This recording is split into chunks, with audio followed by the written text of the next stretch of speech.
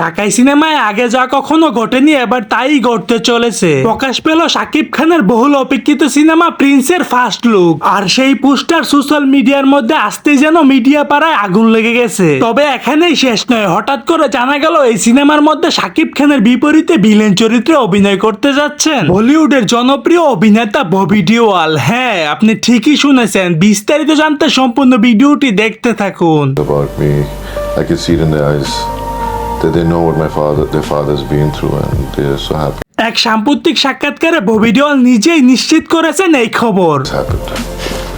But I have no issues with that anymore. I let bygones be. Bobby দেওয়াল নিজেই জানিয়েছেন, আমি কখনো কল্পনাও করিনি বাংলাদেশের এমন একজন সুপারস্টারের সিনেমাতে ভিলেন চরিত্রে অভিনয় করব। তিনি আরো বললেন যে আগে কখনো শাকিব খানকে চোখে দেখিনি, কিন্তু ওর নাম আমি অনেকবার শুনেছি। Well, what I felt was, see, the thing is, as an actor, I've been trying to do. Sorry. Bobby দেওয়াল এখানে শেষ নয়, তিনি আরো বললেন যে শাকিব খানের ওর পরিশ্রম ও জনপ্রিয়তা সত্যি অবিশ্বাস্য। এক কথায় বাংলাদেশের এই সুপারস্টার শাকিব খানকে আমার অত্যন্ত ভালো লেগেছে। আমি আমার ফিউচার নিয়ে ভাবি না।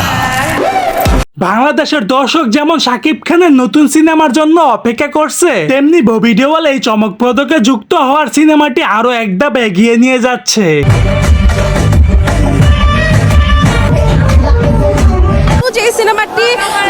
সো দর্শক, আজকের এই ভিডিওটি এই পর্যন্ত। যদি ভিডিওটি ভালো লেগে থাকে তাহলে ভিডিওতে একটা লাইক, একটা কমেন্ট আর অবশ্যই চ্যানেলটি সাবস্ক্রাইব করে রাখবেন।